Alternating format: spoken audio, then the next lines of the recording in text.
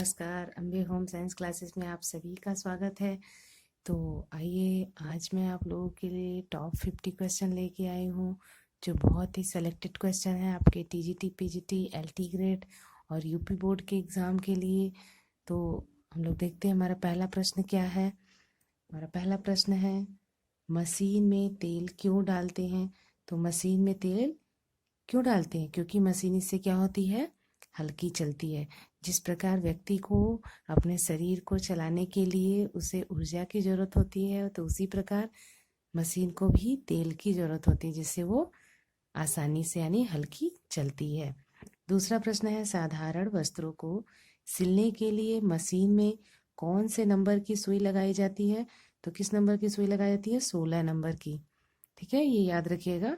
हर प्रकार की सिलाई के लिए अलग अलग नंबर की सुई आती है, लेकिन जो सिंपल और जो हम बराबर सिलाई मशीन से सिलते हैं कपड़े, तो उसके लिए 16 नंबर की सुई लगाते हैं। तीसरा प्रश्न है, बालक की कौन सी अवस्था मनोवैज्ञानिक अवस्था कहलाती है? तो किशोरावस्था। किशोरावस्था बालक की मनोवैज्ञानिक अवस्था कहलाती है। चौथा प्रश्न है, सैद्धांतिक क्या है? यह स्त्री धन है, यानी जो स्त्रियों को मिलता है उसी धन को कहते हैं सैद्धांतिक धन। पांचवा प्रश्न है, वस्त्रों रेशों का राजा किसे कहा जाता है? तो किसे कहा जाता है? रेशम को। ठीक है, वस्त्रों का राजा किसे कहा जाता है? रेशम को। छठवां प्रश्न है, कपड़ा काटने के लिए कैंची की लंबाई होनी चाहिए? तो कितनी होनी चाहिए? 20 से 25 सेंटीमीटर होनी चाहिए। सातवां प्रश्न है, प्रोटीन का पाचन होने के पश्चात वह परिवर्तित हो जाता है, अमीनो अम्ल में परिवर्तित हो जाता है। गृह विज्ञान का क्या महत्व है? तो गृह विज्ञान का क्या महत्व है? सैद्धांतिक तथा व्यवहारिक दोनों महत्व है। नवा प्रश्न है, समय धन वस्तुएं एवं संपत्ति साधन है, तो यह किसके साधन है? भोजक साधन है। 10वां प्रश्न है, कुशल गृहिणी के लिए क्या जरूरी है? तो उसे समस्त गृह कार्यों का ज्ञान होना चाहिए। एक कुशल गृहिणी के अंदर यह गुण होना चाहिए कि वह अपने गृह कार्य से संबंधित उसे हर प्रकार की जानकारी हो, यानी कि समस्त गृह कार्यों का ज्ञान हो। 11वां प्रश्न है, परिवार कल्याण के लिए गृहिणी को क्या होना जरूरी है? उसको सूझबूझ का ज्ञान होना जरूरी है। जब तक उसके अंदर सूझबूझ नहीं होगा, तब तक वो अपने परिवार के कल्याण के बारे में कुछ भी कार्य नहीं कर सकती। 12वां प्रश्न है, दूषित जल से फैलने वाला रोग कौन सा होता है? तो हैजा रोग होता है, दूषित जल के माध्यम से फैलने वाला। 13 प्रश्न है, शरीर में रक्त की शुद्धि करता है? तो शरीर में रक्त की शुद्धि ऑक्सीजन करता है। 14 प्रश्न है, धूम्रपान से किस रोग के बढ़ने की संभावना होती है? तो कैंसर नामक बीमारी के बढ़ने की संभावना होती है, और यह एक बहुत ही भयंकर बीमारी है। हर एक व्यक्ति जानता है कि धूम्रपान हमारे सेहत के लिए हानिकारक है, लेकिन फिर भी कोई मानता नहीं है। 15वां प्रश्न है, विश्व स्वास्थ्य संगठन प्रबंधन करता है? तो वह विश्व जन स्वास्थ्य की रक्षा के लिए विश्व स्वास्थ्य संगठन प्रबंधन करता है। 16वां प्रश्न है, परिवार नियोजन संस्था का गठन हुआ था? तो वर्ष 1991 में हुआ था। 17 प्रश्न है, भारतीय रेड क्रॉस सोसाइटी की शाखा होती है प्रत्येक कहाँ पे? प्रत्येक कस्बों में होता है। ठीक है, कहाँ पर होता है? प्रत्येक कस्बों में होता है। 18वां प्रश्न है, मनुष्य सामान्यतः 1 मिनट में कितनी बार सांस लेता है? तो 12 से 18 बार सांस लेता है। 19वां प्रश्न है, पेप्सिन नामक एंजाइम पाया जाता है? तो यह जठर रस में पाया जाता है। 20वां प्रश्न है, स्टार्च को शर्करा में बदलने वाले किण्व एंजाइम का नाम है? तो टाइलिन है। 21वां प्रश्न है, यकृत अतिरिक्त शर्करा को किस वस्तु में बदल देता है? तो ग्लाइकोजन में बदल देता है। इसके बाद क्या है? 22वां प्रश्न, ग्रसनी के बाद भोजन जाता है तो वो आमाशय में जाता है। 23वां प्रश्न है, आकस्मिक घटना के समय प्राथमिक चिकित्सा दी जाती है निरुद्देश्य। ठीक है। 24वां प्रश्न है, कपच्चियों का प्रयोग किया जाता है? तो यह कब किया जाता है? टूटी हुई हड्डी को अपने स्थान पर रोकने के लिए। जब अगर हमारे पास कोई सुविधा नहीं होती है, ऐसी जगह एक्सीडेंट हो जाता है या जहाँ से अस्पताल बहुत दूर है, तो इस स्थिति में लोग क्या करते हैं, कपच्चियों के द्वारा उस हड्डी को बांध देते हैं, जिससे वो हड्डियाँ अपने स्थान पर रुकी रहती हैं।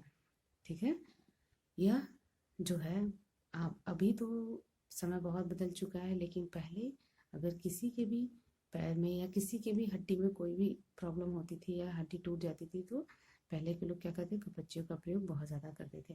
25वां प्रश्न है प्राथमिक चिकित्सा में निम्न गुण होने चाहिए।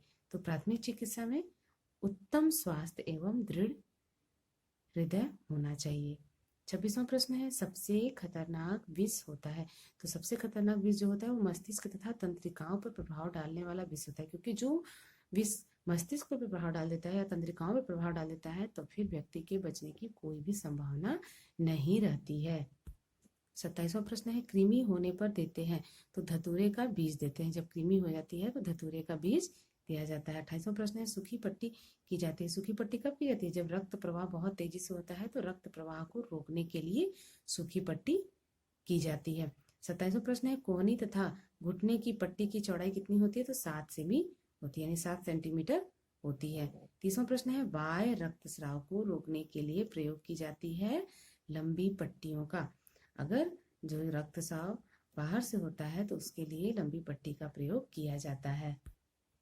31वां प्रश्न है परिचारिका को रोगी के अतिरिक्त किसका सर्वाधिक ख्याल रखना चाहिए? तो परिचारिका को रोगी के अतिरिक्त अपने भी स्वास्थ्य का ध्यान रखना चाहिए, क्योंकि कभी कभी ऐसा होता है कि परिचारिका रोगी का ध्यान रखते रखते अपने बारे में सोचना ही भूल जाती है और अपना ध्यान नहीं रख पाती, जिस स्थिति में क्या होता है कि वो स्वयं ही बीमार हो जाती है। अभी जैसे कोरोना टाइम में आप लोगों ने देखा कि हमारी जितनी भी परिचारिका थी वो पूरे दिन यानी 24 घंटा अपनी ड्यूटी कर रही थी और बिना अपने स्वास्थ्य का ध्यान रखते हुए। इसीलिए नरेंद्र मोदी जी ने उनके लिए जीवन बीमा भी कराया और यह भी हमने देखा कि उनकी सेवा करते करते कितनी हमारी परिचारिकाएं जो थी वो कोरोना से संक्रमित हो गई थी।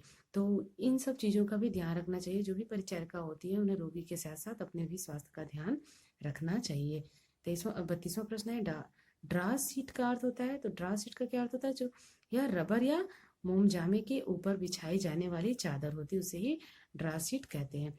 33वां प्रश्न है ब्रैड कैंड्रिल का प्रयोग होता है। तो यह हड्डी की टूट या जले हुए रोगी के बिस्तर के लिए किया जाता है ब्रैड कैंड्रिल का प्रयोग। 34 प्रश्न है एक बार में मादा मच्छर अंडे देती है तो 100 से 500 अंडे देती हैं।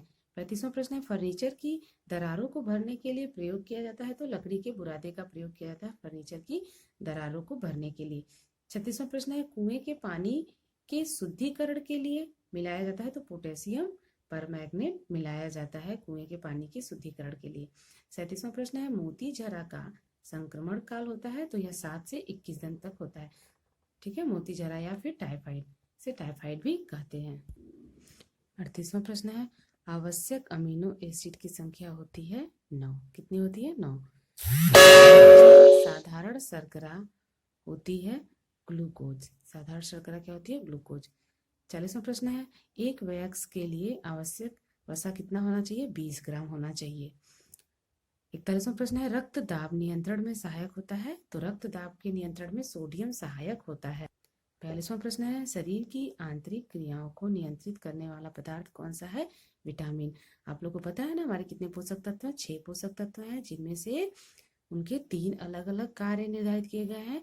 ऊर्जा प्रदान करने वाले, टूट फूट की मरम्मत करने वाले और रोग प्रतिरोधक क्षमता को बढ़ाने वाले। तो उसमें से विटामिन जो है वो क्या करता है? हमारे शरीर की आंतरिक क्रियाओं को नियंत्रित करने वाला पदार्थ है।